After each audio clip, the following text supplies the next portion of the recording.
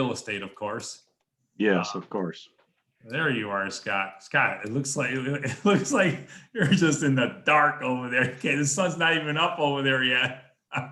Yeah, I'm going to open up the sunshade and maybe we'll watch the sunrise together here, Joe. Oh, there you go. We can all see There the you go. sunrise from the west coast over here. Mhm.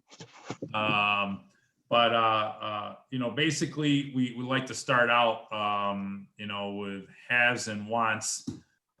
If anybody is looking for anything that they would like to either buy or sell, or they have anything they want to sell, put it out there. Anybody have anything?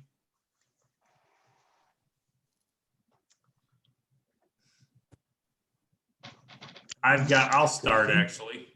I've got 2 properties and they're both, well, they've been deconverted. They're going to be converted back to 2 families. They're going to need major work. One has well, actually both of them have good roofs. We had them sold, buyer backed out. So we're going to put them back up on the market. They need work. So if you're looking for something that needs lipstick, this is not it. Okay. At the same time, there's some really good upside potential on them. They're going to go for probably around $27,000, $28,000 each. Give me a call if you're interested, and we can go over all the details.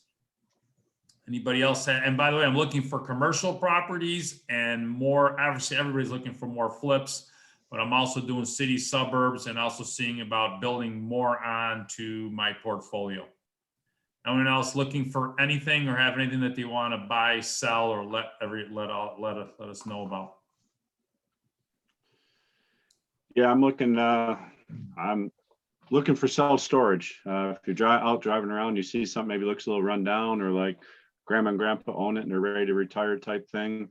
Looking to buy self-storage, pay a nice finder's fee on it, or even bring you in as a partner on it if you want. We've been doing a few wholesale deals. I'm all across the country now too. It was just East Coast, but now it's all across the country. And I'll be back in Rochester too this summer. So I'd like to, I wouldn't mind owning a facility or 2 up in that area. Let's see. Working on one right now that a guy and I are wholesaling. It's in Pennsylvania. Let's see. He and I'm investing back into it, but he's going to get, let's see, it's going to get about $35,000. It's going to be his referral fee on that one. So that's what we're looking for. Self-storage units. And like I said, the more rundown they look, and the better chance we had to buy them at the right price. Thanks, everybody. Anybody else have anything they want looking for? Everybody's Christmas list was fulfilled. Last chance. All right. Once, going twice. Huh? Yep. I don't know, Scott, if you wanted to start out with a breakout room or what you wanted to do here. I should have called you beforehand. I didn't want to wake you up. I thought you really get on. You're on the West Coast. I'm sorry. No, that's okay. That's okay. I know I owed you a call yesterday, and it was kind of late in the day, and I was messaging with somebody else and told me that you were sleeping already. So okay. Yeah, okay. We'll let them sleep. Let's see. Yeah, let's plan on doing a breakout room. And then in a breakout room, let's talk about introduce yourself. A little bit about your background, what you're looking to do in real estate, and what you'd like to accomplish in 2021 in real estate. So introduce yourself, a little bit on your background, what you do in real estate now, whether you're new or seasoned, and then what you'd like to do in 2021. What we'll do is we'll give each person, we'll do like 3 to a room, if Joe can do that. And then and then let's give everybody, let's go 10 minutes. Is that easy enough for you, Joe? It might be a little longer. It's That's fine. It's a great way to network too. So that'll be great. okay. Let's see. And there's what, 13. So you wanted 3 in a person? Yeah, 3 in a room. Yeah. Okay. Yep. And then, yeah. So just take like 2 to 3 minutes each and introduce yourself and what you want to accomplish in 2021. And then after everybody gets a chance to go, we'll go just network then from there, and we'll come back. Okay. We're good. Everyone's going to automatically be brought to a room if you haven't been in a. Hi, Colleen. Hi. And Tony How are you? Smith. I'm like, I'm who's good. in the room with me? And, Is there somebody else in? Tony Smith, and he's hiding behind his Tony's Oh, iPhone okay. table. And he All may right. or may not talk. Tony, are you alive this morning? I think he joins the meetings and then leaves. That sometimes happens. I might have to step out of the car, and I got to use my phone to open up a lockbox. So I may lose the Zoom fancy. connection, but hopefully I won't. But feel that's ya. where I'm headed right now. So Nice. how's everything going with you? Good, busy. I just took my kid to school and made it right on time. He was the last one to pull into the driveway as the teachers were standing outside letting everybody in. I was like, Proud oh my father God. moment. You made Yeah. it. I did. Well, I mean, How it old's was your kid? nuts. He's 7, second grade. Oh. But Joe had technical difficulties getting on this morning. Not La Barbera, Joe McGuire. Oh, McGuire? And he is supposed to be. He was supposed to be hosting, so I logged into the FFREIA Zoom account, started the meeting, gave myself hosting duties, and then started letting everybody in. And I'm just like, I'm just making everybody a co-host because people have to get into this meeting. I have to leave.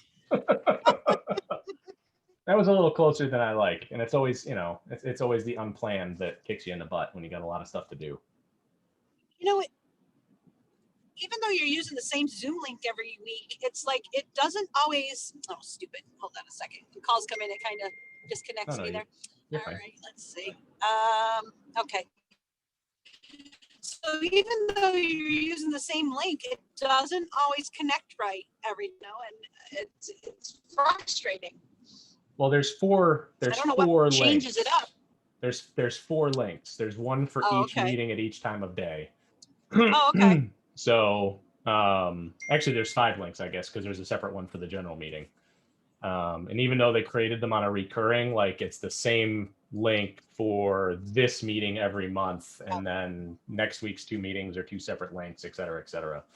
Yeah. By the way they have it set up, which is none of it matters. After we got Zoom bombed, I'm kind of glad that we have different links for each meeting, honestly, because that's not something I really care to repeat. Did we get Zoom bombed? Oh yeah, we did. It was during the general meeting. Bombing. General meeting last month. Yeah, somebody at the very beginning. What happened? Well, they were trying to screen share and they couldn't because we have it restricted. And they logged in and started playing Guns N' Roses like at full volume, and their picture was the picture of the Guns N' Roses music video. I was like, this is the lamest Zoom bombing ever. Like, at least use porn or something that people. Or I'm like, I've seen lizards. I kind of like this song, and I was just like, all right, fine, mute. And then they unmuted themselves, and I was like, all right, I'm just kicking them out, and boop, gone. But it created issues for other people. It created issues for other people. Like after I booted them, it banned like 5 people from being able to get into the meeting. Mary Jane couldn't connect until almost the end of the meeting. There was all sorts of issues. Oh my gosh.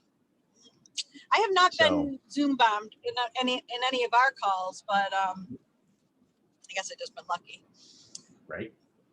You were on Jamie's call yesterday, right? Until 3, I had a meeting, so I was actually sitting in a parking lot. I was actually at the Piano Works Mall on my laptop, listening in. Yeah, I was at the office running around too, and boy, she's gonna be a senator or something someday. I'm telling you, that woman's on the fast track to good places because she's right on top of her stuff. She is. I'm going to lunch with her today. Actually, I got a 1 o'clock with her down in Victor. So. Well, tell her I love her. All right, I will. But she knows her shit, that's for sure. And amazing. Every time I hear her, she's just like right on. Oh yeah, no, she's on fire. She needs more help. That's part of the reason why I'm going to lunch with her, because she's trying to figure out how to get this whole under one roof thing to actually get support. Apparently, everything under one roof related is her and Deb. Micro doesn't do anything. They provide money, but they don't do any of the work at all. And since Isn't,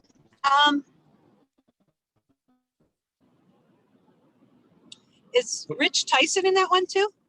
Or what's Rich he involved in? is now it some other Rich. group? Rich is involved now with Kelsey Kelly and a couple of the others for Under One Roof Rochester, which they're kicking off. But they're the only ones who are really doing anything else for the organization. So yeah, we're trying to figure out how to get more support from other groups possibly that are involved in the industry that may need, an outlet, because they never incorporated. They're still just like a part of NICRA. They don't have a DBA. They don't have a 501c4, which is a political action committee. They don't have anything. So we're going to talk about all that fun stuff today, I think.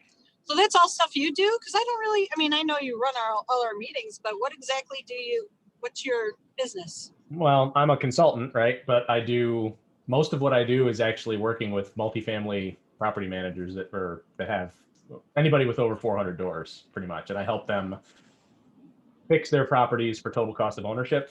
So like this property owner that I've known for years, he was a customer of mine at Depot. He's got a 700 and something unit complex in Erie. It's actually the biggest apartment complex in Erie.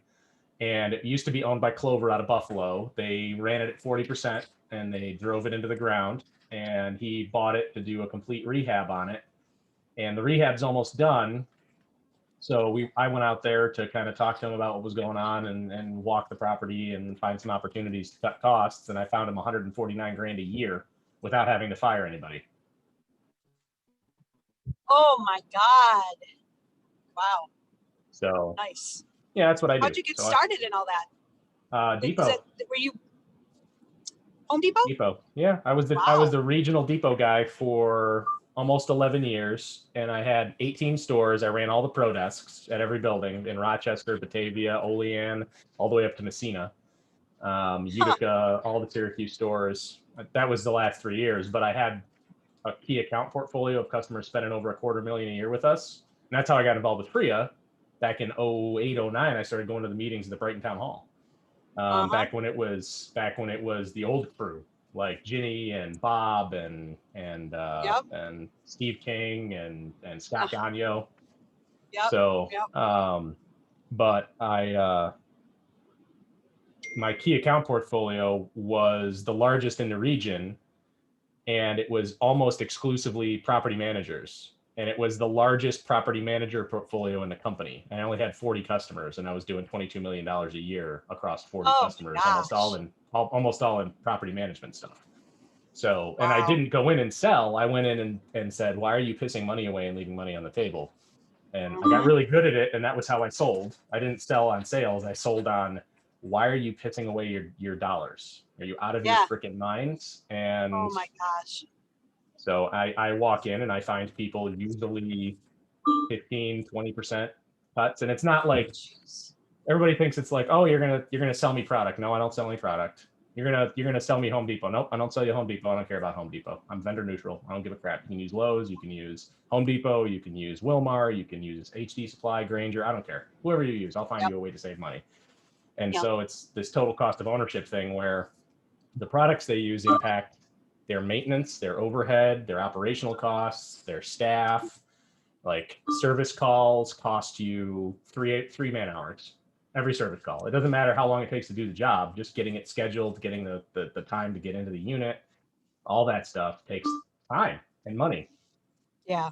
And nobody realizes it. So like I set this guy up with a $250,000 project. Here, you have a $250,000 project to do, and it will cut the bill for this property by 85 grand a year. So you're going to break even in 30 months. And then you're just going to cash flow from that point forward. And the funniest part was, he's like, well, actually, it's funny you say that because your numbers are wrong. I'm like, how are my numbers wrong? He goes, well, actually, all the toilets in here are not 1.6s. Actually, some of them are 3s. Some of them are 2s. They're from like the 80s, a lot of them. And I'm like, oh, so we actually redid the numbers and it worked out to be like a 24-month payoff, labor and materials included. Oh my God. Wow. So he's going to spend $250,000 and recap it in 2 years. That's amazing. Yep. Wow. That's great. You know, I mean, honestly, obviously you had the job at Home Depot, but you were doing things differently than every other guy at Home Depot.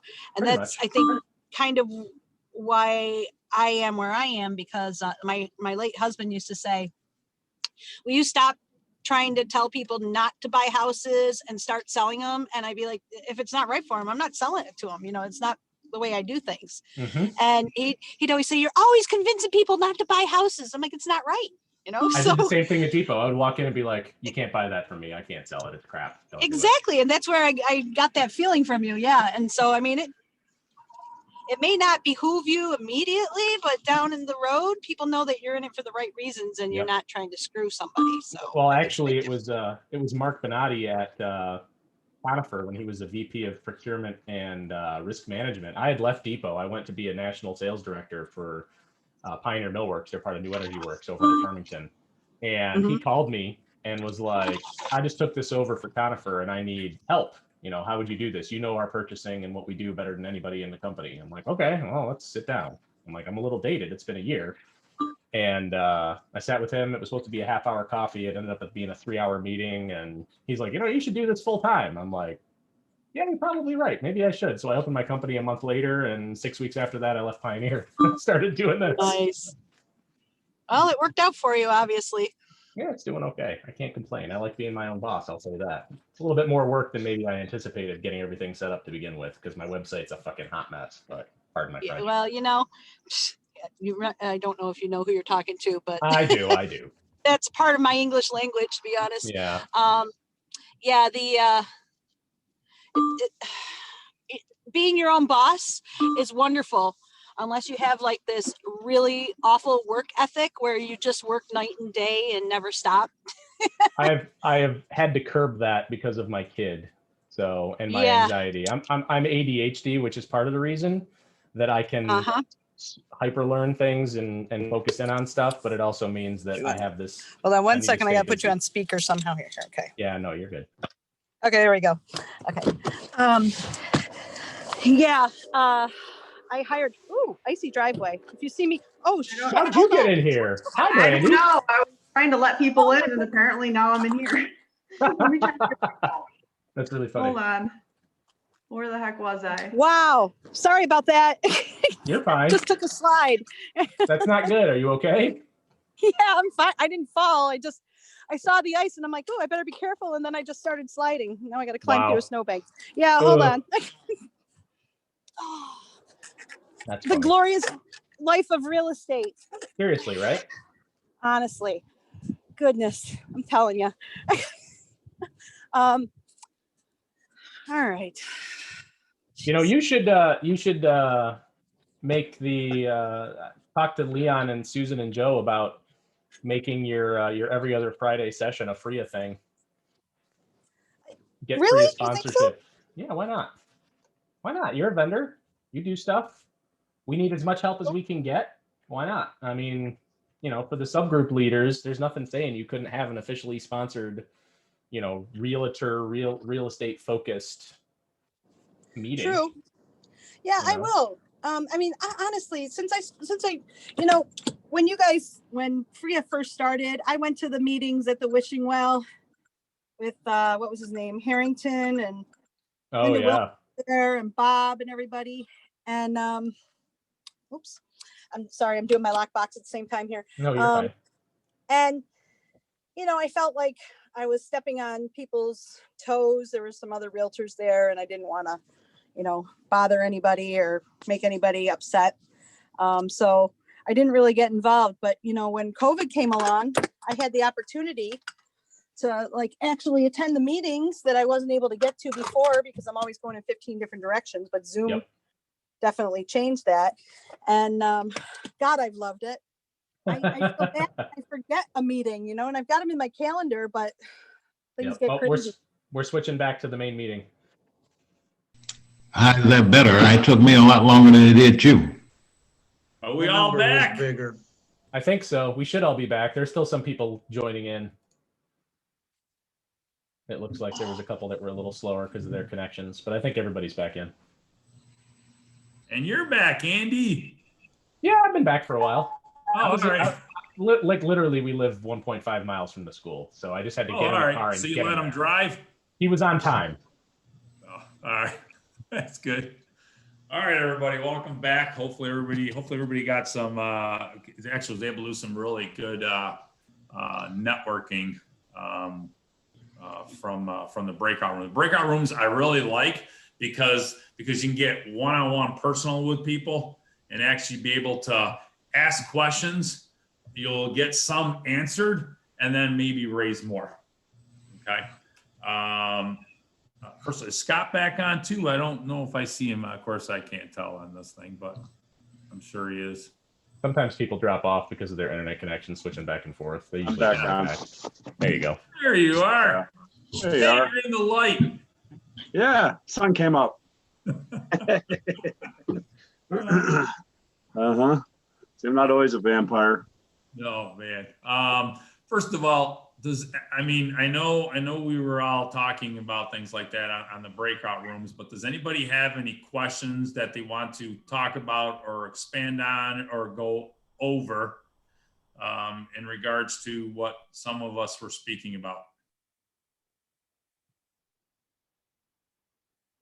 I was in a room with Michelle Wheeler, Shane Hurt, and Orlando, and we had a good time. And Orlando joined the room just a little bit late, and we were talking about some of our goals. But one of his goals is he wants to become more efficient. He's working a full-time job, doing a little bit of property management for some people, and just took on some units. But he wants to just find a way to be more efficient in what he's doing on a day-to-day thing. And maybe we could have him speak when it comes time, and maybe some people can give him some things that have worked for them for efficiency. Mm-hmm. Is he? Yeah, thanks, Scott.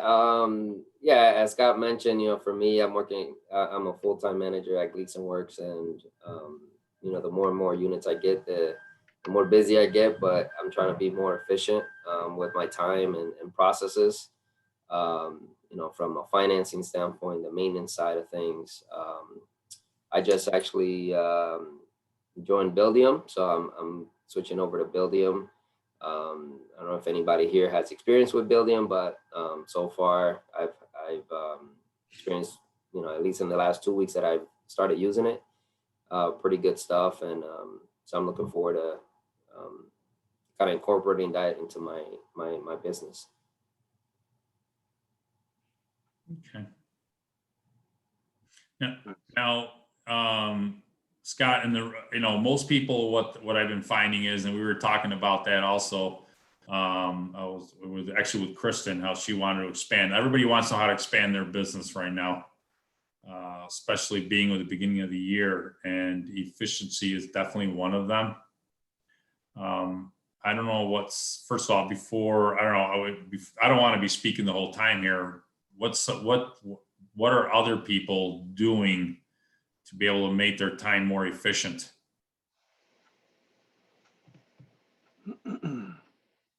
I can start with that. So I met with a professional. He's laughing over there. But basically, I'm trying to build a team of people that can help. I was telling people I house hack on a 4-unit, and I'm moving away from the 4-unit, and I don't want to do all the things that I currently do in my 4-unit because I don't want to come here every time I have to clean and do all that. So it's been really building a team of people. I got a cleaning person, and Andy has made me get some homework on getting an actual lawyer because I've been having terrible luck with that. So if you guys have somebody, let me know. But it's really building a team of people that I can rely on and I can really trust that can help me take care of this place when I'm not here and I go home or travel or just don't want to play and come every time and do let's say not important stuff. Mm-hmm. It's got those things. Obviously, getting involved in the detailed stuff. I guess right now what you're, and I didn't get your name, by the way. Who's the gentleman that just spoke? What was your name? Jose, we've Jose. seen each other, Joe. It's just been a while. Oh, I didn't. Right. So like a lot of times we get stuck working in the business and not being able to work on the business. Okay. So there's a really big difference. And a lot of times it's sometimes you start getting sucked in. And yes, you want to get that part of your business taken care of and start working on the business. And a lot of times with expanding, what I tell people is that, it's not just about you, you got to build a team. And right now with what's been going on, what I'm finding is everybody knows everyone's having a hard time finding properties, but the ones that have expanded their team, expanded their business, expanded their contact base are the ones that are actually getting deals out there, the ones that are actually getting appointments. And I'm not just talking about, this house was a great place to network and be able to find deals, but this is just one tool in your toolbox, and being able to connect with people on here. But there's also, like I was on the breakout room I was on, I was also on with Christina, and she was looking to expand and being able to find other properties. And one of the things was that, she's in a situation where, because she's used to be doing a traditional way of finding the properties. And one of the things, like for us, when you get a whole chance to finish, but, getting connected with wholesalers, getting connected with all the other attorneys, getting connected with a lot of these other investors. And then obviously some of these people are definitely looking to sell. Scott Spear is looking for storage units, and he loves the mom and pop ones, the ones that are people who are just ready to retire and the ones that just want to be able to get out. Now, even though he's in Arizona, traveling all over the country with his wife, he's still getting deals. Okay. And he's getting deals. I don't even know anymore. He's got deals all over the place. I can't even keep up with him. But he's in Arizona and people are bringing him properties. How's he doing that? He's expanding his business. He's working on his business, not in his business. Okay. Working in your business is important to a point. At the same time, when you want to be able to expand, okay, it's time to really get to work. Scott, as far as for, I don't want to speak for you, Scott, but how did you, tell the people what you had to do, because you're traveling, but you're still buying. Is that correct? Yeah. I'm on Facebook, man. There's a ton of forums about self-storage investing, and I've joined some of those, and just kind of reading through the threads, you can kind of see where people are doing, and people need help. We all need help. Just that's one thing Joe LaBear and I really promote is, and Joe McGuire and Leon too, of course. That's how this group runs. We all kind of help each other. We all were new at one point, and we all were new. We all needed information, and that's what this group's great about, is reaching out and helping people. And that's what I'm doing. And now I'm kind of giving back. I've been fortunate enough to do well in real estate, mainly because of the people who are on this Zoom call right now, from networking with them. But so I'm just on Facebook reading through the threads, and people are looking for things, asking questions, and I reach out to them and say, hey, let me help you. And kind of it goes from let me help you to, hey, do you want to partner up on this thing? They're kind of like, hey, would you partner up with people? Would you be willing to do that? And I'm all about doing that. So, and so that's how I've been doing it. There's lots of Facebook forums out there, and it probably is for what you're looking into, Jose.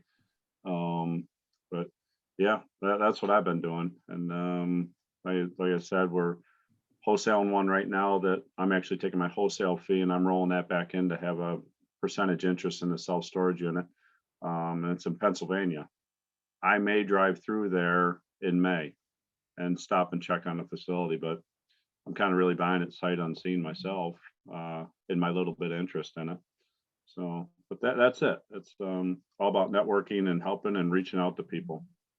So I've been saving money and time by using a web-based budget tool. It's called Mint. And I've tried having budgets for years and they just kind of fail. This budget is all self-loaded. Mint goes and gets the information from your account and then produces all kinds of like forms and pie charts, and you can really learn a lot about what you've been spending. And it's a great tool. I know more about my finances than I ever have.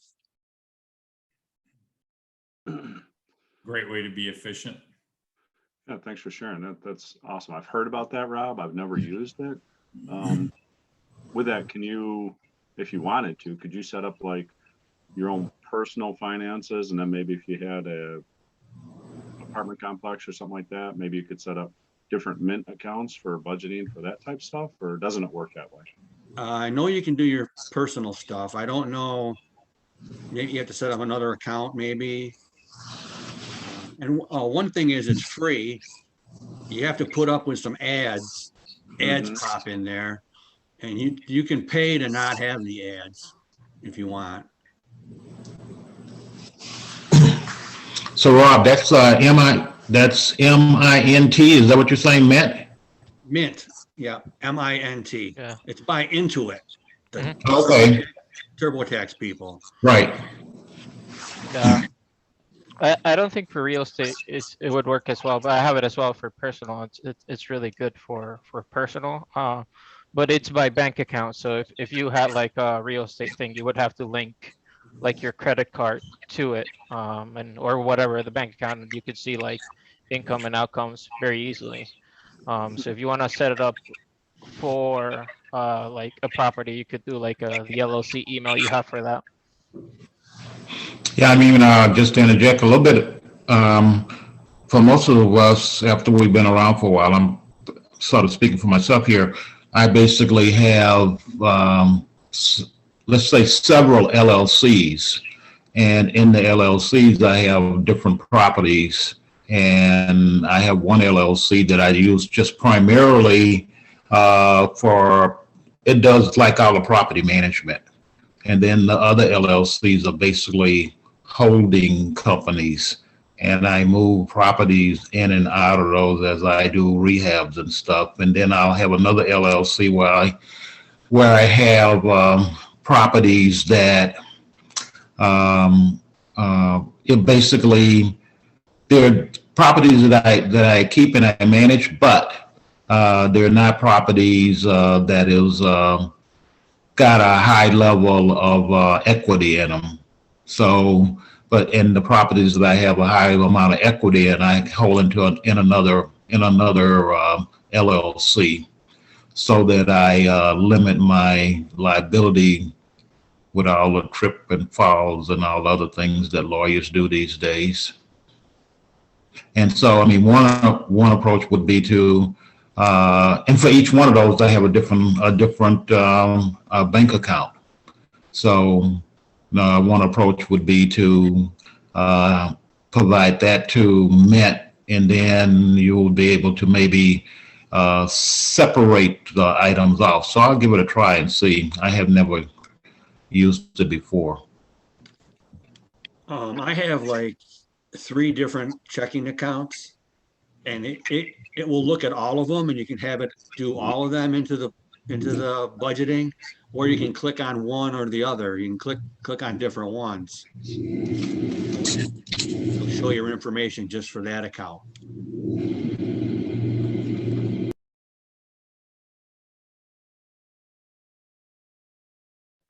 Christina put in a chat box something about a budgeting tool she uses. Christina, would you mind speaking on that too? Sure. It's called YNAB, which is short for You Need a Budget. And I started using it probably early 2020. And it has a little bit of a learning curve to it, because it's not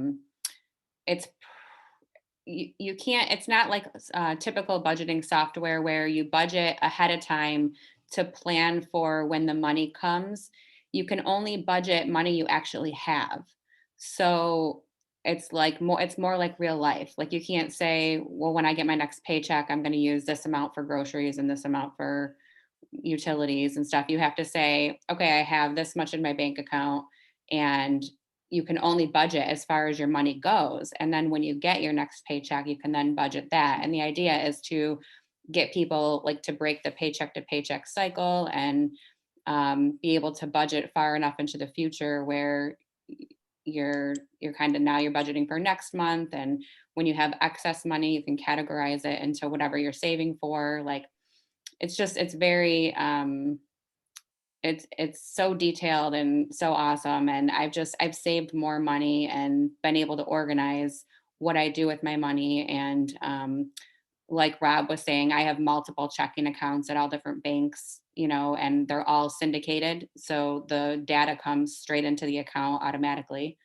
It'll pull it'll pull the numbers, or you can do it manually. You can, if you don't want to link your banks, if you don't feel comfortable, you can do it manually.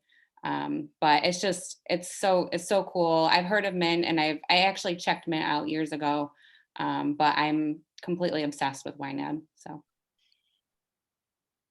just another option, I guess. Thank you. Thanks for sharing. Anybody else have any other like budgeting tools that they want to speak or talk about? I know Buildium, you mentioned that, Orlando, and I know a lot of people on here use Buildium. I never did myself. I guess, got that big. I always did Excel spreadsheets. I'm kind of old fashioned like that, but I know there's some people on here that use Buildium. If nobody says anything, I'm going to call somebody out. There's also another tool, and I'm pretty sure most people here know it. It's more for accounting purposes, but it's called Stessa. And I find it works a lot better for specifically real estate, because you can like put the housing, and whenever you get a receipt, you can link your credit card, and you can organize it by category, and then you can just literally send that spreadsheet to your accountant, and they'll love it. So it works really well, especially for taxes and budgeting and seeing how your business is actually doing. I'll write it in the message for people to see it. That's super cool. Actually, now that he says that, I used QuickBooks Online. For me, it's a little different because I'm not doing real estate, but similar functionality. You can track your mileage for where you drive automatically. You don't have to think about it. You just have the app installed on your phone, and it tracks where you go. You can send yourself all of your receipts for all of your expenses. So when you go to lunch or you get a hotel or whatever, you just take a snapshot of your receipt and it loads it into QuickBooks and it flags you. So you go back and you can type in exactly what it is. So you can break your expenses out. And it does a ton of other automated stuff in the background. Once you link all your credit cards and your bank accounts and your savings accounts, you can link everything financial, and it's an Intuit product. And it saves just so much time and hassle. I spend probably 5 minutes a month in it, and everything is there and automated. I can pay my bills, I can collect money, I can send invoices. It's mint. So Andy, how much does that cost? How much? I have it through my accountant. So I pay about $32 a month, and it gives me full access, and he has full access as well. So when it's tax time, he just goes into my accounts, pulls all of my statements, and files my taxes, and he charges me like $300. Yeah, Leon, if you do the my total accounting, it's nothing. If you do the whole thing, I think it's close to $300 a year. I currently did that, and it was $270 for the full year. I don't link it like Andy does to my accountant, but it's $270 for the online version. Yeah, it saves a lot of money when it's time to do your taxes because your accountant has full access year round. So he just pulls in, and if you're doing quarterlies, if you're collecting sales tax and stuff and you have to file quarterly, he just does it automatically and includes it in his fees. So it's a cakewalk. It saves so much money. So just to interject, I would be remiss if I didn't. One of the things that I think, Jose, you were the one who was asking about folks for the team. So most of the people utilize Steve Peterson as their attorney, most of the folks on this call. I don't know who Andy uses for his CPA, but the CPA that the organization uses is Chris Sardone. And so if you go to the website and you just look at the vendor members, you'll get most of those guys' contact information there. Hopefully you could hear me okay. I mean, I'm not using, my computer decided it was gonna take a break for a couple of weeks. So I've been struggling to get things operational. It took me 45 minutes to get on this call this morning because I thought I had my other computer working and then it decided it wasn't working, and then I had to load my information on the Mary Jane's Chromebook. So that's the reason why things might sound a little garbled. I apologize for that. Okay. Good. Yeah, I'm we glad can you heard hear me you on, just that's for fine. sure. So, a couple things I'll bring up. QuickBooks Online. I haven't switched over to that yet, but I'm seriously looking at doing that, especially now being so remote. It'd be a lot easier. I did have a couple of people ask how to make the transition from going from corporate America to full-time real estate. And everybody talking about these budgeting tools. I think that's an excellent idea, because the biggest thing for people when they're going from corporate job to full-time real estate investor is you need to know what your expenses are. And having a budgeting tool like what you guys are using, I think is awesome. That way you know what your expenses are personally. And that's a big thing. When you make that transition, for me, it's a little different. I was working for a company. They had some layoffs. I got caught up in that. I got laid off and I decided to go into real estate full time. I was about 2 years from doing that anyways. But the biggest thing I tell people is how much does it cost you to live every month? That's what you really need to know. And I think these budgeting tools will help. I think that's perfect. And because what you want to do is find out what your expenses are, and then build, in my opinion, you build a real estate business to a point where you're exceeding that. Let's say if it costs you $48,000 to live. If you build your real estate business and you're bringing in $48,000 on a consistent basis, you can look towards leaving that W-2 job and going into full-time real estate. But you really need to know what your cost of living is for that. Another thing too, if you work in a W-2 job, if they have a 401k at work or retirement plan, pound that retirement plan. I can't stress enough. Start with 10% of your income. If you're not doing it now, take 10% of your income, put it into 401k. And then about 3 months, up at about 2%. And if you can get to a point where you're putting 30% of your income, I know it sounds like a lot, but if you can get to a point where you're putting 30% of your income into the 401k, with time, you learn to adjust your living to compensate for that. And now what you're doing is you're putting money into 401k for the future. And then, then when you leave that job, the cool thing is you can take that money and self-direct it, they call it. You can take that money, and Leon knows all about this. You can take that money, put it in a self-directed IRA, and you can use it for investing in real estate. And then your returns are just huge. If you're buying real estate right, you buy it in your IRA, or you make deals in your IRA. You could do wholesale deals in your IRA, and your returns are huge then. So when you leave a company, you take that 401k and take it with you and self-direct it. But that's how I made the decision to go from the corporate job to full-time real estate. Is I knew what my expenses were, and I was covering that in real estate, even though I still had the job coming in. But I was able to leave that job and do full-time real estate, and then my business just really exploded then. But I didn't jump the gun. Some people jump the gun. They said, "I'll just quit my job so I can do real estate full-time," and that's the wrong way to go, in my opinion. One other thing too, while you have that W-2, get all the loans on the property you can, because once you leave that W-2, banks do not want to loan you money. It takes a while to reestablish yourself as a full-time investor and for banks to loan you money. But when you have a job coming in, you have that W-2 income coming in, banks look at that, they're like, "Oh yeah, it's got it covered. We'll loan that. We'll loan on that property." So. Looks like Adam is raising his hand, which is really cool that he's actually using that function. There you go. Adam is going to talk. Go ahead, Adam.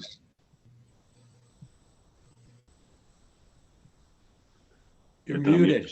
Except he's still muted.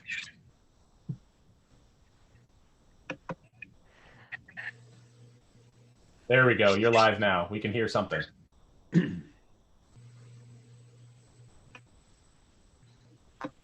Don't hear Adam.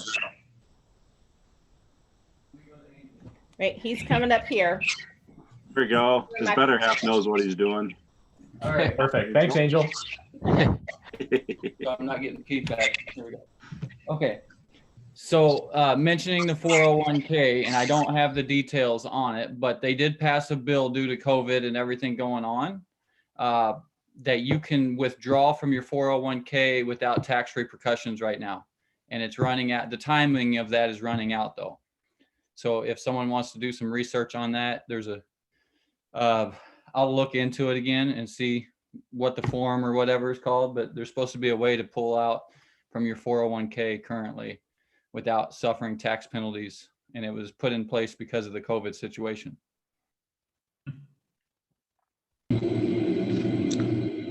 Adam, thanks for that input. Let me just was wondering that, as I indicated before, I joined the call a little bit late. Did folks talk about the upcoming meeting with Equity Trust Company?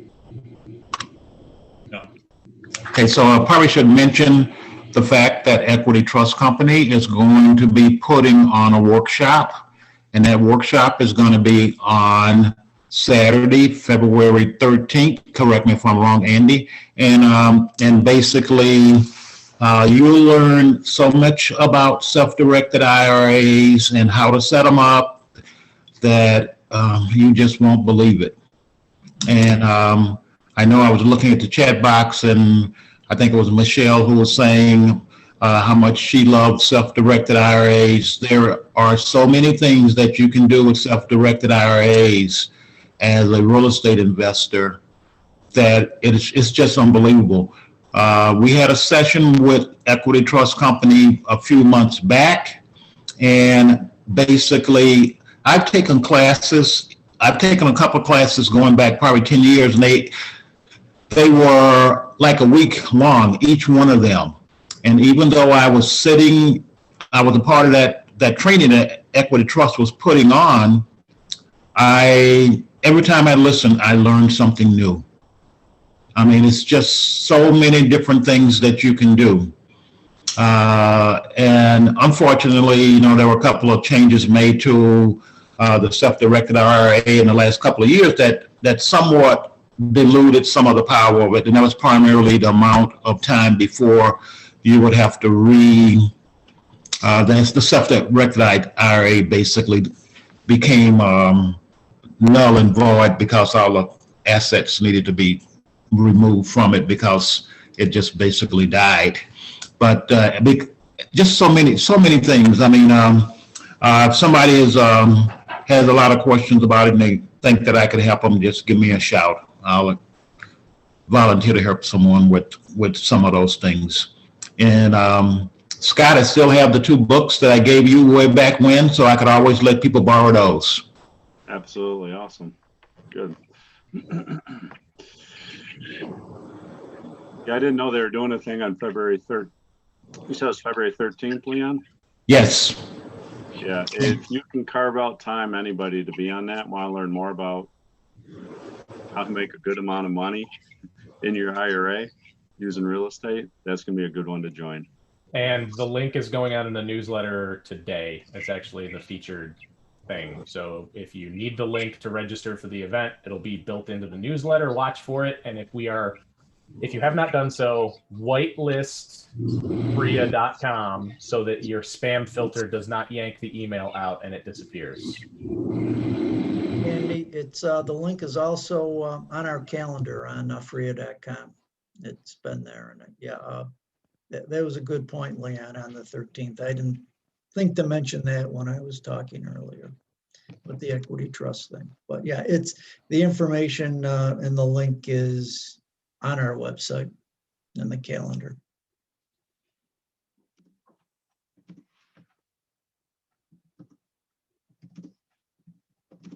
Are there any other questions on regarding IRAs, budgeting, or anything like that? I'll give you guys an idea what I did in my IRA. one of my wholesale deals. I sent in my IRA for my IRA to be on contract for the property, and then I wholesaled it to somebody else. I had to put up $5,000 earnest money deposit. I just had my IRA wire $5,000 to Steve Peterson's account to lock the property up. Took the property, wholesaled it out for, got a wholesale fee of $20,000 on that one. So literally with my IRA, yeah, I used my $5,000, but remember I got that back. I was able to stuff $20,000 that'll be tax-free into my IRA. So, and you can balance too. If you only want to do part in your IRA and part personal, so you get that cash back, you can do that too. You can do a 50-50 split with your IRA. So that's $20,000 tax-free that I did into my Roth IRA. So that's pretty awesome. So that's the power of doing the IRA. And I'm sure John Bones on Saturday, if he's talking, he'll talk about that, how to do that type stuff. Yeah, it'll be Dan Mazzetti who will be the speaker. And yeah, the piece that you just went over about the self-directed IRA is something that's a lot of people don't know. But you know, if you structured property, you have a Roth IRA, and you let the self-directed IRA basically control that Roth self-directed IRA basically control the transaction from the standpoint of the money that's been put into it. All the funds that goes into it, by definition, are tax-free. So everyone who does I mean, Scott, you went over it sort of quickly, but people maybe don't get the power of it. The key power here is just the fact that now you don't have to pay capital gains on the monies that you just made. So I mean, that's really, really big. So, but I mean, that's an example of some of the things that you can do. I have a question. So does that doing it like with real estate, does that somehow offset the cap on being able to contribute? Like, what is it, 6,000 per year into your IRA?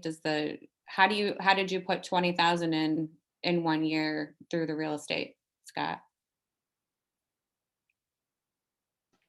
Yeah, the $6,000, that's your contribution. That's how much you can take of your personal money and invest that into your IRA. The $20,000 actually was a return on my investment. That wasn't a contribution. The $6,000 you're speaking of is a contribution. $20,000 was a return on my investment. So it didn't affect that at all. I still can put $6,000 into my IRA account. Well, I like that. Yeah, me too. It's pretty nice. Thanks. And I know there's a number of people on this, we're on right now, that do that. They do their self-directed IRAs to invest in real estate. You can also do money lending on it. Somebody wants to flip a property that you know and trust, you can loan them money, 10-12% interest, and you can do that in your self-directed IRA. Yeah, so that's Scott is getting into joint venturing now. Mm-hmm. And joint venturing within just by itself is really great. You start doing it in a self-directed IRA with partners who have IRAs and a lot of dollars that they need to get returns on, and your real estate world will have just changed. Your ability to then do things will be so many times greater. And so, I mean, another reason to come to the session and begin to get information and find out how to set one up if you want to, but even if you don't set one up, you'll learn a lot.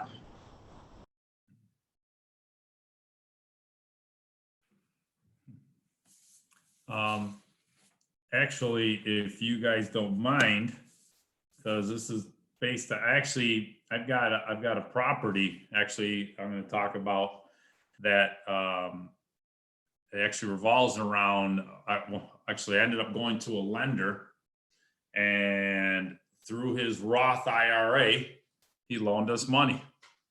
And I'm actually going to, I'll actually go over numbers. This is one that we're currently doing. So this right here will actually show you if you're looking to borrow money, or if you have a Roth IRA, what it'll do for you. And then the ones who are looking for money and looking for deals, find people who have Roth IRAs, or private lenders, even people on this group, what they can do for you, because it encompasses everything. And actually, the example I'm going to go over will work for somebody who's buying to hold, or somebody who's looking to flip. Okay. I know, actually, being on the breakout session with Christina, I didn't get a whole lot to touch really upon this with her, though, but this will actually cover pretty much exactly what we're talking about. We've got a house. It's over on Petrosi, which is off of Rosemary. And we ended up buying it for, I think it was $50,000.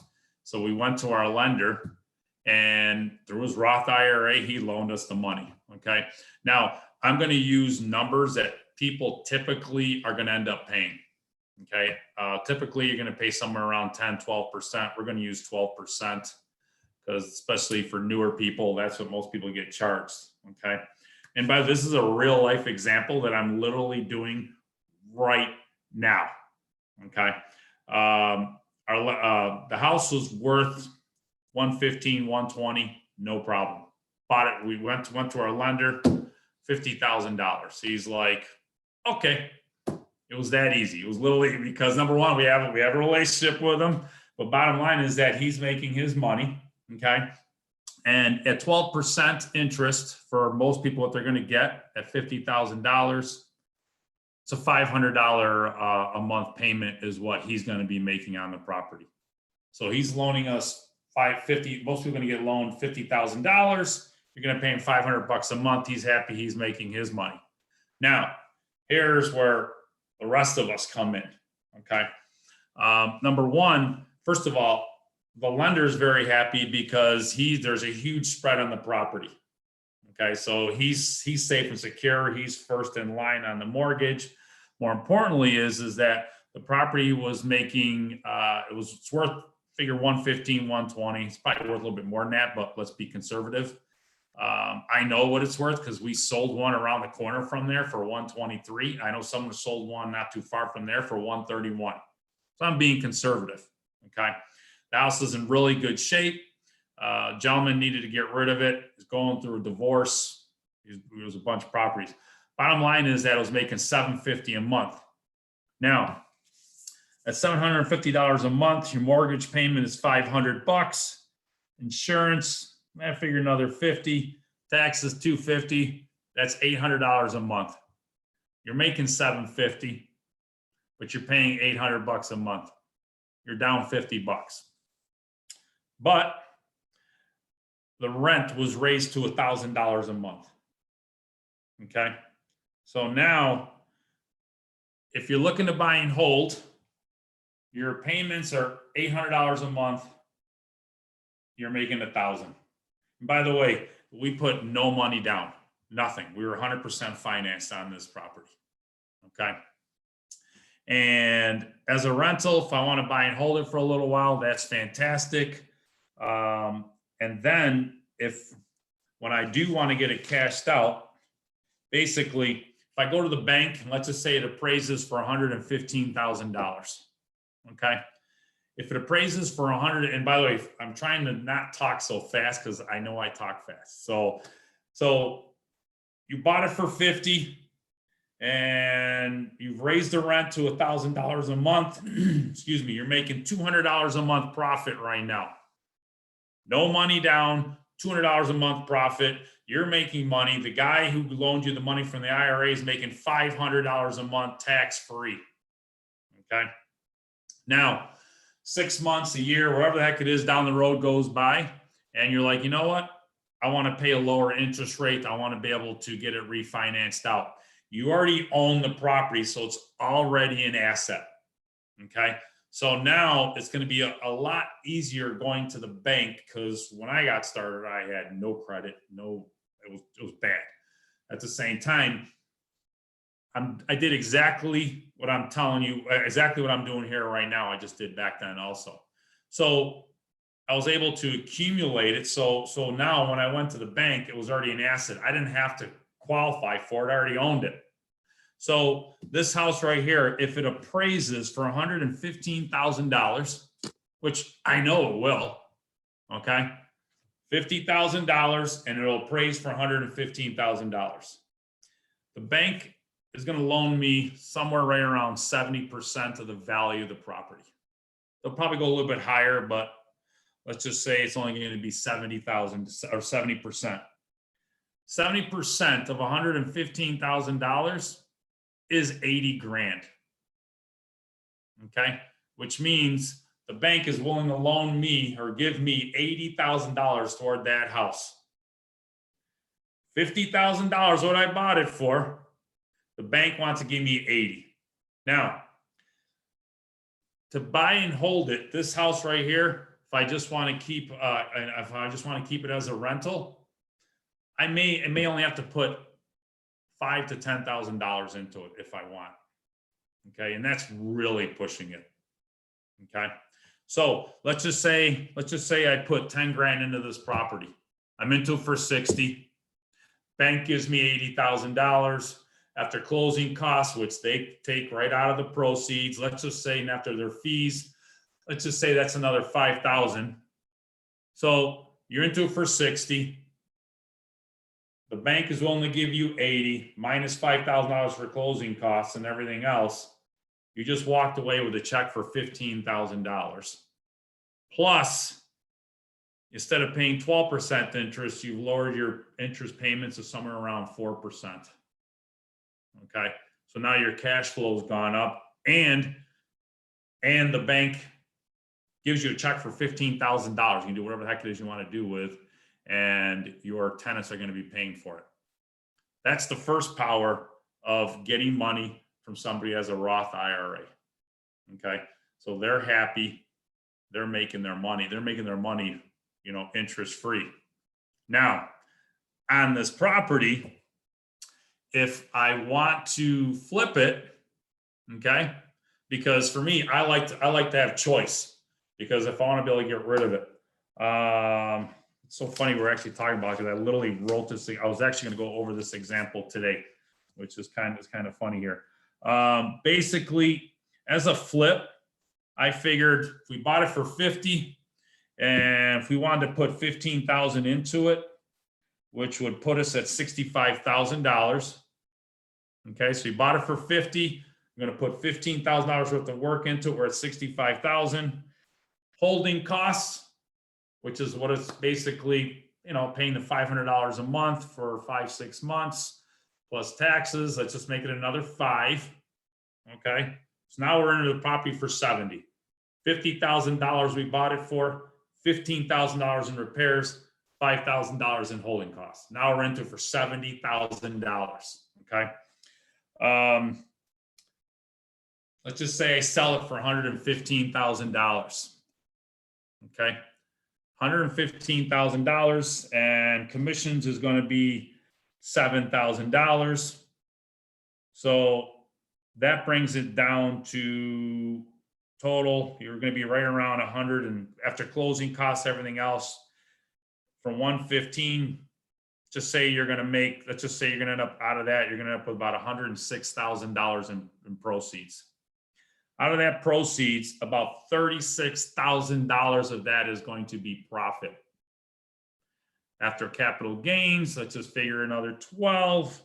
You're going to net somewhere around $23,000, $24,000.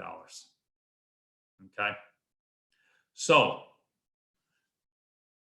the person with the IRA loaned me the money. He's making $500 a month. If I want to keep it for 6 months, whatever the heck is I want to do, he's going to make $3,000. If I want to flip it, I'm going to make somewhere around $20-something thousand. Okay. Now for him, he's happy because he's making his money tax free. Now, I'm happy because I'm either going to keep it, or if I want to sell it, I can do that too. Okay. And that is the power of actually being, and by the way, you can, if you have the money to do this in your IRA yourself personally, instead of just borrowing it for somebody else, all that money is going to be tax-free.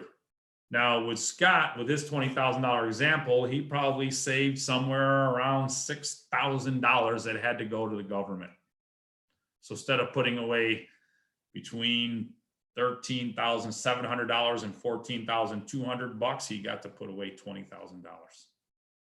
Okay. And in this example that I gave to you, and I apologize if I threw out a lot of numbers, I'm trying to talk slow and hopefully I'm not confusing anybody. This example worked regardless of which way I was going, because the numbers worked extensively well. Okay. Any questions what I just went over, or do I have to clarify a few things for anybody? I don't have a question. I just have a comment for anybody like thinking about doing the buy and hold strategy, not flipping the house. You really should plan ahead for the refinance. You have to be able to qualify for a loan, which is where credit would come in, because you mentioned earlier, you know, not having good credit. But if you're going to try to do the buy and hold and refinance the property, you got to have decent credit. You got to have a steady job. You got to have all the things that the bank's going to want to see to give you the loan. So the flip strategy probably works best for people that are building up to that.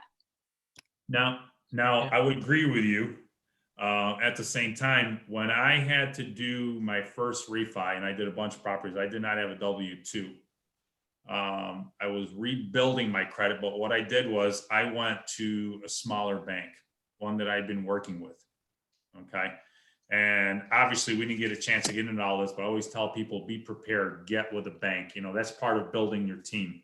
Okay. Which is obviously having a good, you know, you go into the bank, say, look, this is what I'm going to be doing. Open up my account here. Anything that I get is going to be going through your account, all my rents and everything else, which is what I did. And the smaller, I went to Canandaigua National Bank, CNB here locally, and they're great to deal with. And there's other banks too. There's, you know, whatever, everybody has their preferences. But yes, you're right, Christina. At the same time, with me, what they did was they said, Joe, okay, we want to make sure you know what you're doing. Now, for your first one, you know, obviously you're going to have a little bit more of a challenge. I had already been doing this for a while, but I hadn't had any buy and holds. I had no buy and holds whatsoever. So the bank made me go to my attorney's office and say, okay, please show us what you've been doing and what you are doing this year. So I went over there. Now, not everybody's able to do this. I was able to do this. And because I had a really good relationship with them, I was able to print off what I had. Here's what I got going on. So they saw I had the experience. Okay. If you're brand new, Christina's 100% right. Okay. So obviously you definitely got to get prepared for that. And, for me, thankfully, they were like, okay, you know, the numbers worked really, really well for what I was doing. And for me, that's how come I never want to be super tight with the numbers. Okay. Okay. Can everybody still see me? Yeah. I just did something and I don't know what. Hopefully I am, here I am. Okay. Sorry. And by the way, Christina's right too, because I've seen some people, they'll go to the bank. Actually, they'll buy $100,000 piece of property. They'll go to the bank and they'll pay 80 for it. And then they'll want to get refinanced out. The bank is only going to give them 70% of the value, which is only $70,000. And they have to pay closing costs and everything else. And they have to come up with $15,000 out of pocket. Not to confuse people. Okay. But getting back to what we were going over, does anybody have any questions, anything like that? I have a question for you, Joe. When you do a flip, do you calculate the capital gains tax for the numbers? I try to because if you're gonna do something that's gonna be, typically a flip is typically, average is 5 to 6 months. Could it be 4 to 6, 5, whatever. but it depends, all of a sudden, if you're going to make $30,000 and, and it's just you and you end up making 18 to 20, okay. That's not a bad situation. But if you're partnering up with people and you're going to make $30,000, and then, and of course it depends on, if this is your first deal and you're there to learn, then it's definitely worth it. If you've got experience, and depending on what you're looking to do, it's your time value.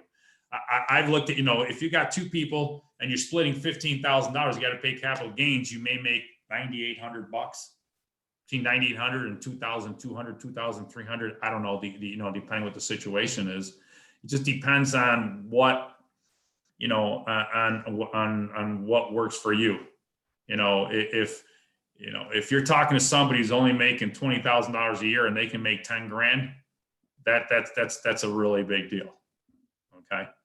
Especially if you're learning. I don't care if you're learning and you're only making $5,000. It's well worth it, because you'll be able to take that information and multiply that.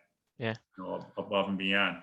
I automatically like to figure that out. I've had people bring me deals, and then by the time I was done, and the other thing too is this: if you're spending $200,000 to do a flip, and you're making $9 grand, that's the numbers for me. Again, what works for me may not work for you, and vice versa. For me to make $9,000 on, when I have to, on a $200,000 investment, that's pretty risky. There's not a whole lot of room for error. Okay.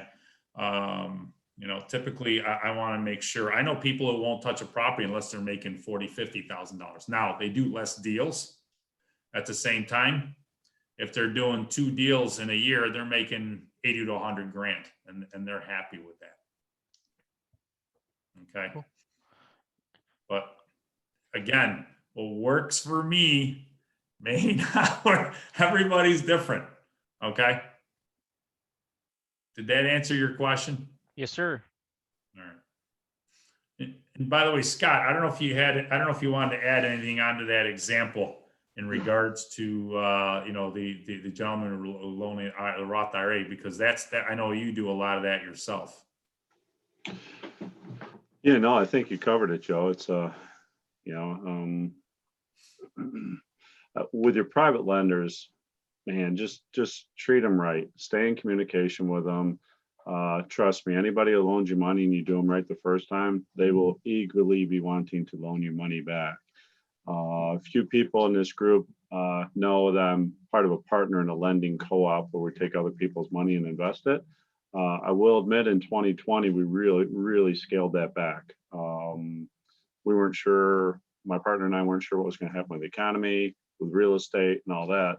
And if any of you came to us for loans, I'm going to apologize, because we're so conservative on it. We really didn't make any loans. And for people on this who invest with us, and there are a number of them on the phone call now that invest through us, we took a real conservative approach. We did make a couple loans, but those were to people who had borrowed from us in the past and they had assets to cover that. But yeah, we really scaled it back. But a lot of people in our group do use their IRA money to make loans. And like I said, if you treat them right and you communicate with your lenders, even if things are going sideways, communicate with them, let them know, say, hey, I thought I'd be done with this in 9 months. It's really going to take me another 3 more months. Or, I had a fire, or because of COVID, man, a lot of people lost contractors, and the contractors lost workers and stuff, because workers could stay home and make more money staying home than they could going to work. It's just something I can't even imagine. But one of them, Adam McQuiston, on this call, he's awesome. He communicates. He had a project he had going on and had a problem getting some contractors and stuff just because of COVID. And I understood that. But when you lend it, like Joe said, when you initially are new at this, expect to pay 12, 16% interest, but don't get hung up on the interest you're paying, because if you're making 50% on a deal and you're paying your lender 12 or 16%, hey, that's fine. Everybody wins. But if you communicate with them and you do them right, trust me, they're going to be dying to loan you money back. And with time, they might even lower the interest rate. Like right now, when I got started, I was paying 16, 14, 12% interest to borrow money. Now I got people who loan me money less than that, but only because, I've been doing it for a while.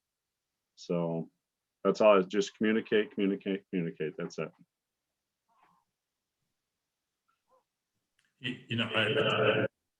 Oh, sorry, go ahead. I didn't mean to talk over anybody. Somebody have a question? Actually, I'd like for Michelle Wheeler, if you could, Michelle, I don't know if you'll turn on your camera too. Speak a little, because I know you do some private lending. I'd like to hear your side. We don't hear enough from you, Michelle. Thanks. No, I just, my recommendation for anyone who's looking to build a relationship with a private lender, I was contacted by a potential borrower who was looking to do their first flip. And, Alex and I may be more involved than most private lenders, but, she was unable to answer a lot of the questions I asked her. She didn't have a team built yet. She wasn't sure of her rehab budget. She wasn't confident on her after repair value. So, when you're planning to go to a private lender or build that relationship, you have to sound educated and prepared because it's not only the deal that they're lending on, it's the person as well. So even though the property may not be a risk, the person who's completing the rehab perhaps may be a bigger risk.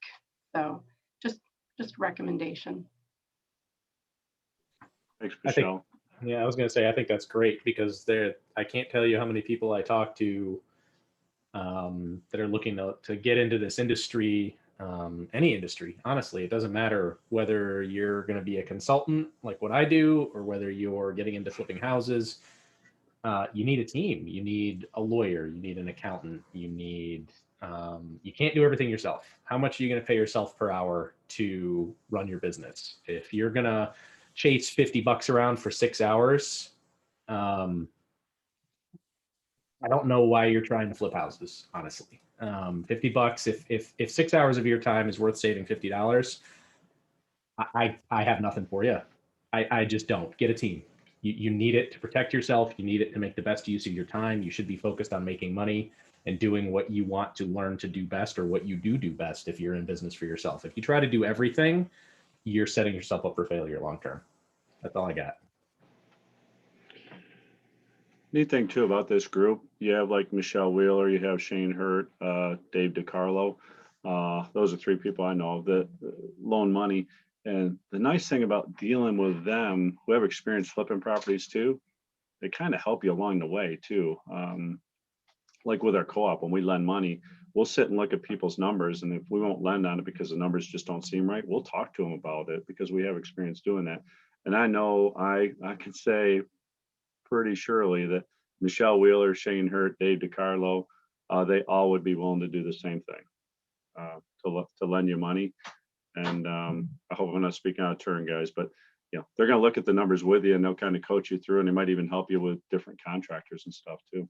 Absolutely. Alex even does a drive-by or a physical walkthrough of the properties. And we have at times turned down a deal and perhaps helped the prospective buyer because he saw a structural issue that, may not have been found otherwise. So we are more than willing to help anyone who's looking to get into this business with any aspect of it, from analyzing, but again, they have to be as prepared as possible. And then, we'll do the, corrections or suggestions, but with analyzing or contacts or recommendations or,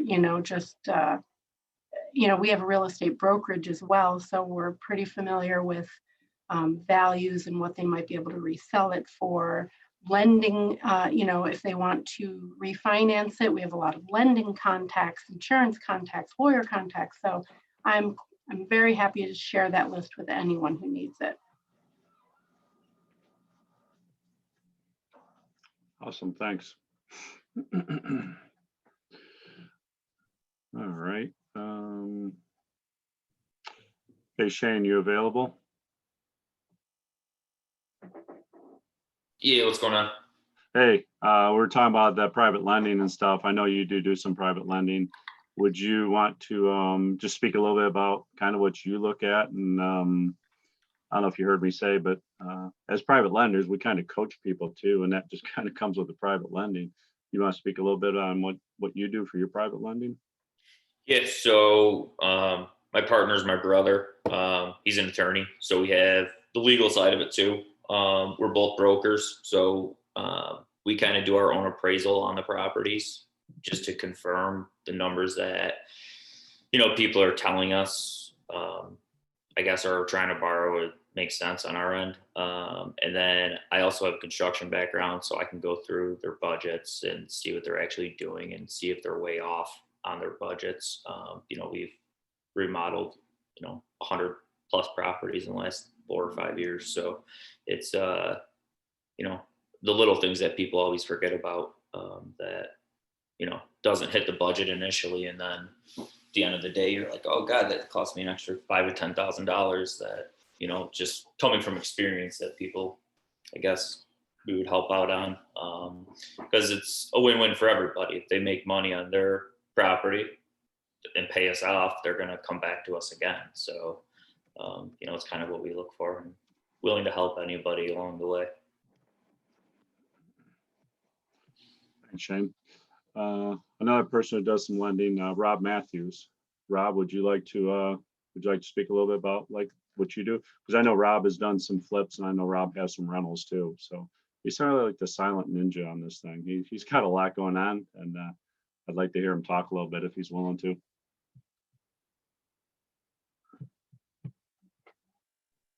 And I've predominantly lended through the co-op, because I was really pretty much a passive investor with lending the money.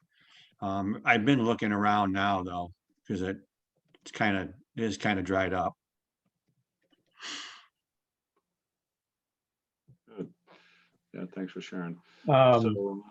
Not to interrupt, Scott, but just as a side note, we are making some changes to the website. We are creating a more comprehensive vendor presentation and vendor list, and we're also looking for, I guess, people to either email me or email Susan, let us know everything you guys are doing. Vendor membership gets you some advertising time and some other stuff, but it also gets you on that list. And we're going to have hopefully within the next month, we'll have a downloadable PDF of all of our members who offer services to people in the group. There's going to be a couple different membership levels for vendors, and it's going to enable the group to network a little bit better and more efficiently and keep the business between members, hopefully. So shoot us an email if you're interested in being listed as a money lender and or a service provider for doing flips, or an appraiser or a broker or whatever. We are definitely looking to change how things are done to kind of add more value to the membership as a whole. So that's it. That's what I had. Thanks, Andy. Yeah, so for people out there like, I got no money to invest in real estate, if you find the deal, you'll find the money. It's the same with self-storage. One guy right now, he purchased property in Texas, $600,000. And when he and I talked, he's like, man, he goes, I'm not gonna be able to raise that much money. That's a lot, blah, blah, blah. He actually fulfilled that within 2 weeks because of the network, $600,000. He actually was turning money away. In total, he had $850,000 coming his way. And once he hit the 600, he just like, hey, I'm sorry, I'll save your name and number for the next investment. But the numbers have to work too. Don't get insulted. And I've seen this with potential borrowers. They get insulted because we kind of go through the numbers and tell them what we think on the numbers, and they get offended because they're like, no, it's worth 150. It's like, no, it's not. It's worth 130. Listen to what people have to say, listen to their experience and don't get offended. And if it doesn't work for that lender, there's other lenders out there that might lend on it. So if you find the deal, Leon said it 100 times. If you find the deal, the money will find you. So. All right.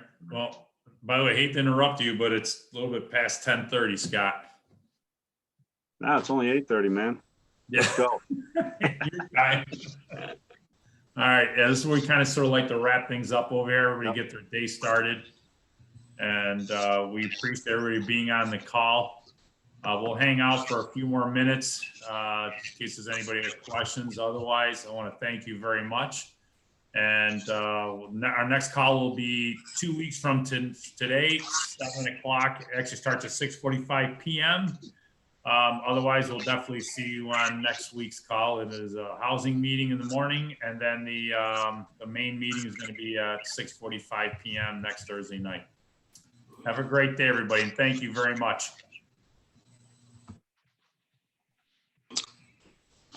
I'm with Joe. I'll hang out for a few minutes if anybody has any other questions. Yeah, I'll hang out for a few minutes and just, I don't know, I missed the first part of the meeting, but just to make sure people recognize the fact that last general meeting, we went over private lending. This meeting coming up, we'll sort of tie two things together, private lending, providing the money, and then on the other side of it, the second meeting that we're going to have on next Thursday, the general meeting, we'll go over some creative financing stuff. And so we'll have a great panel of folks there to talk about some specifics. And so, I mean, it's one of those things where you really, really need to be listening because all those things tie together. Great. Perfect.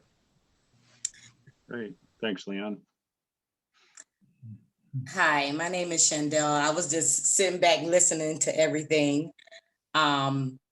It was a great meeting. I'm a first-time home buyer myself. Okay. And I bought a house in May. And thank you. I'm renting it out. And the problem is, it seems like all the rent money is going to fixing the house. Mm-hmm. That can happen. So, I mean, I pay cash for the house, but I'm not saving anything. Yeah, it just depends on what you bought it for, and you got to be careful with the numbers.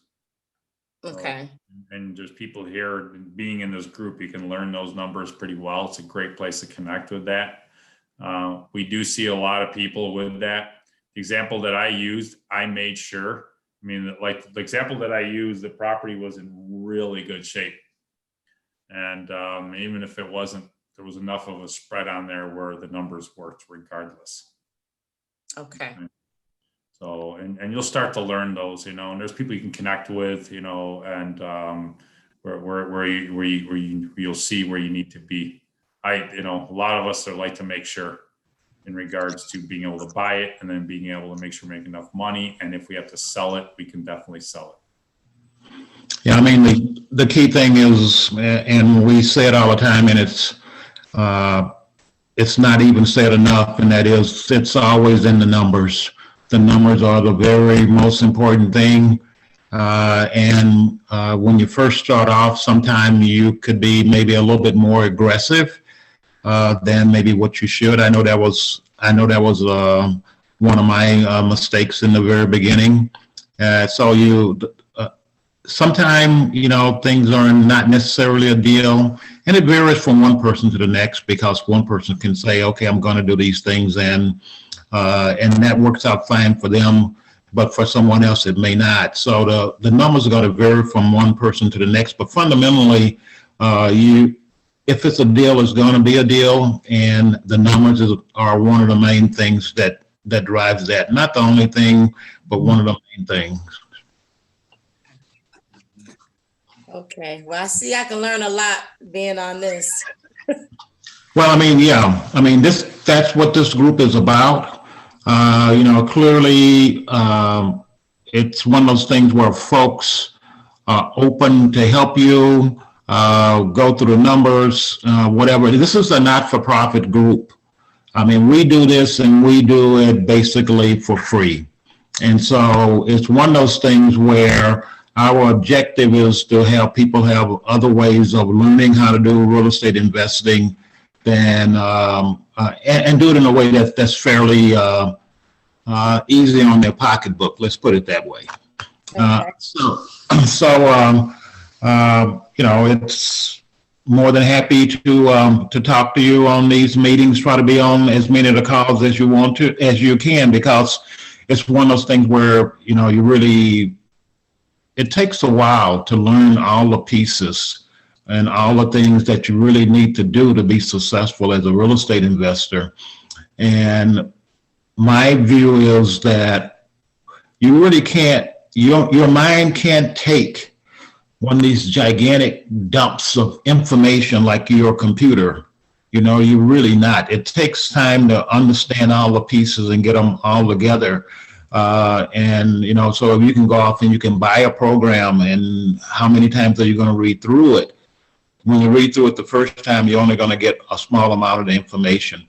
And so the other thing is, this particular group of folks, we've been through the battlefield, so to speak, and we understand what a lot of the issues are and a lot of the problems are. And so you can ask us the questions, and you can immediately, got 10 people on the call, 9 other people are going to say, well, okay, here was my situation. And so we have things like the general meeting where we do presentations, but that's the other thing we do is we have these meetings of this sort so people can do deep dives and ask specific questions around things. Okay, thank you very much.